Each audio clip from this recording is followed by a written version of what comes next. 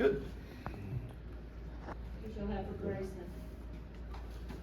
So, first of all, I mean, last week you put out the release. How difficult was it to come to terms with that, first of all? Yeah, it was extremely difficult, but I mean, at the end of the day, it was something I knew was a possibility after everything that happened last year, and then, kind of getting re-injured in the La Tech game. Going into it, from that point forward, kind of knew it was a possibility if I couldn't stay healthy, and specifically to another head injury, I knew it was a possibility. But to actually have the conversations and have to kind of put it into words and things like that, it was tough. I knew one day the cleats were going to come off and the helmet was going to come off, but for it to happen like that and the way it did, it was just really heartbreaking for me. But luckily for me, I got a lot of great people in my corner that have kind of helping me through this. So just kind of going through the transition, excited for what's next. Grayson, have you really educated yourself on concussions? I mean, potential positive CTE, all the things that can happen with concussions.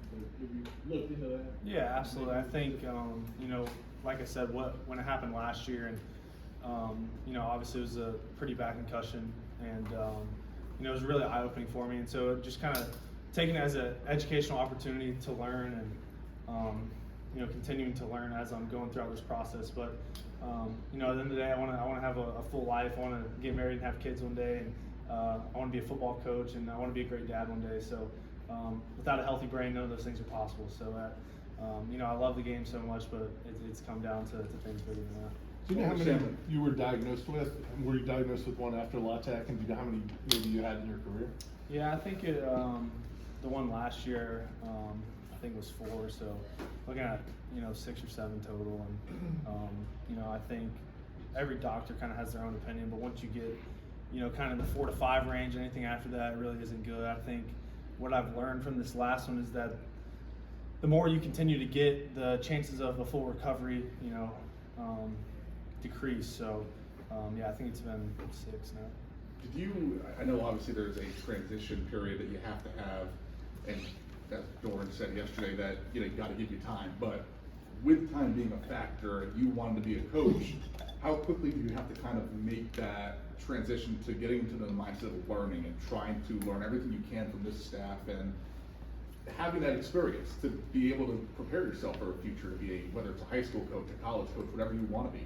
Yeah, I think it's rather a quick transition. I think I'm obviously blessed to have a coach like Coach Doran and Coach Roper and his staff here that are kind of letting me get my feet wet now.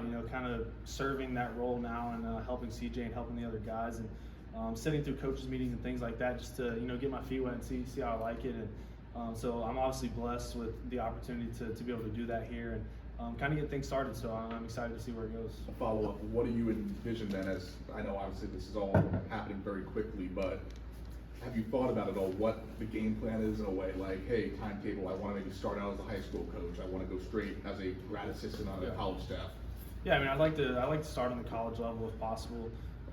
Obviously played for 3 different staffs and have a lot of connections throughout the country involved with college football. So hopefully I get the opportunity and I can make the best of it, and we'll go from there. You talked about your future and what you want that to look like, but that doesn't make the decision any easier. What kind of emotions were you feeling as you were having those conversations? Yeah, I think the one positive I can take through this thing is I don't have any regret. Throughout my whole college career, I've laid it on the line every single game, every single play.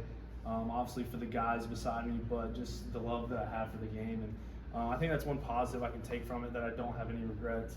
Other than that, just kind of a whirlwind of emotions. Obviously, upset and sad and going through all that, but kind of just disappointed with how my time went here. Obviously, didn't play to the best of my ability, and that kind of hurts. But I think at the end of the day, everything happens for a reason, and I believe that even going through this time when that's hard to believe and see through.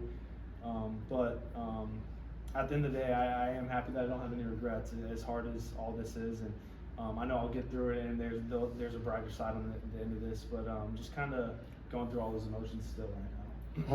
How important has it been to have the space from the coaching staff and from the university to, in such a quick quick transition, be able to make the space for you to make that decision, and then kind of help you along and get started in your coaching career? Yeah, it's special. I think it just, kind of complements the type of people we have in the building here. And, I'm aware that it's not like that everywhere. So for them to, keep me around and, give me the ability to sit in on different things and kind of voice my opinion and help out. I mean, it's really important to me, and I'm really grateful for it. So obviously really thankful for, just the opportunity to come here and be the quarterback, and now just the opportunity that they're giving me to, kind of start my coaching career and see where it goes. Coach Warren mentioned that you with the timing of everything, having the off week, having a chance to be with family, it sounded like.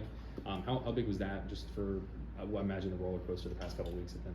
Yeah, I mean, it was huge. I mean, obviously I'm kind of going through this, but there's a lot of people that are also going through this. Obviously, this journey that I've had for so long now has been really special to my family, and kind of taken us places we never thought we'd go, and kind of done things like that. So as hard as it is for me, it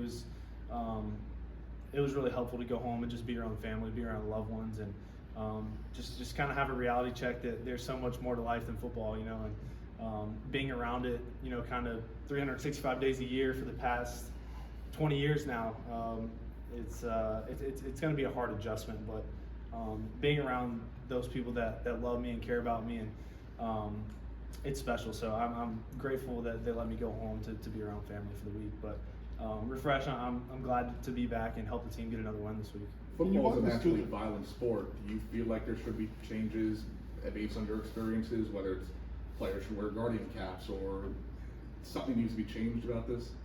I don't know, man. I think there needs to be, kind of a more distinct targeting rule and things like that. But I mean, we signed up for it, right? Like every time you put the helmet on, you go out there and play. There's a chance you can get hurt, and I think that's what makes the sport so special. It's a violent sport. It's a tough sport, and if you're not tough, you can't play it. So it all starts with the mindset, and I've always had that mindset. And whenever the mindset wavers, that you're scared to get hurt or you're hesitating out there, it all goes bad. So I think this is a game that we signed up to play, and if you're not tough, it's not for you. So.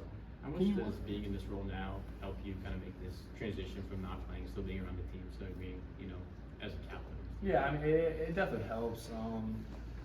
It's it's what I love to do. It's something I've always done, and obviously my role is changing as I'm not on the field, but being the same leader for the teammates, being the quarterback in the room that's played a lot of games and played a lot of snaps, and can kind of help those guys through it. So I think my leadership role in that space doesn't change, but it's just kind of difficult for me to make the transition, and it all happening so fast.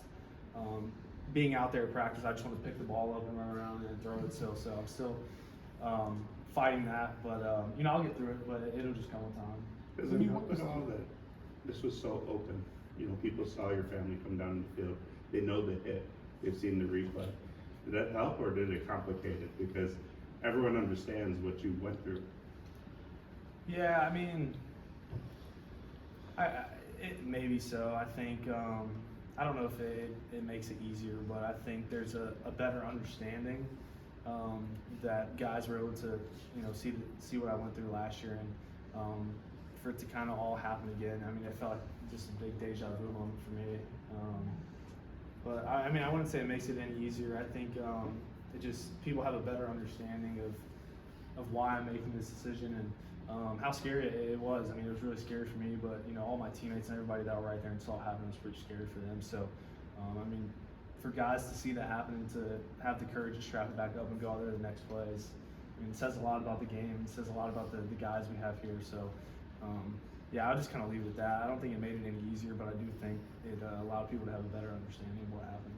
Can you walk us through that process from October 5th, you go to the hospital, to when you have to make that decision on at least make it public? What were those conversations like? When did you have them? When did you sort of make that decision?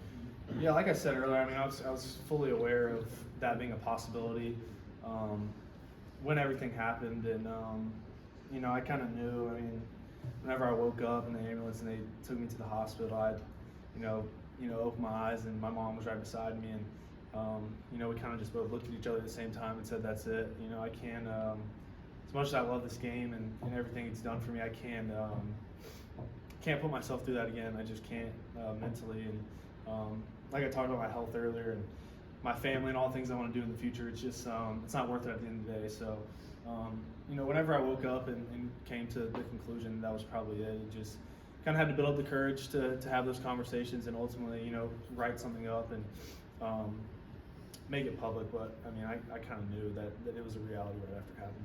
We've heard from Coach Doran, even all season really, that this guy's gonna make a great coach when his playing days are over. Even with the way it happened, his playing career's a little over a little bit sooner. What does it mean to have that vote of confidence from him that you have a bright future in football, even as a coach as well? Yeah, it's special. I really appreciate Coach Doran and all he's done for me here. And you know, to have such a prestigious coach like that say, you know, positive words like that for me going into a new role is special. But I think if you just, you know, you watch how I play the game and the passion I have and you know, the want to help people, I think you can make those assumptions. But yeah, it means a lot, and I'm, you know, obviously really thankful for Coach Doran. All right, is that good, guys?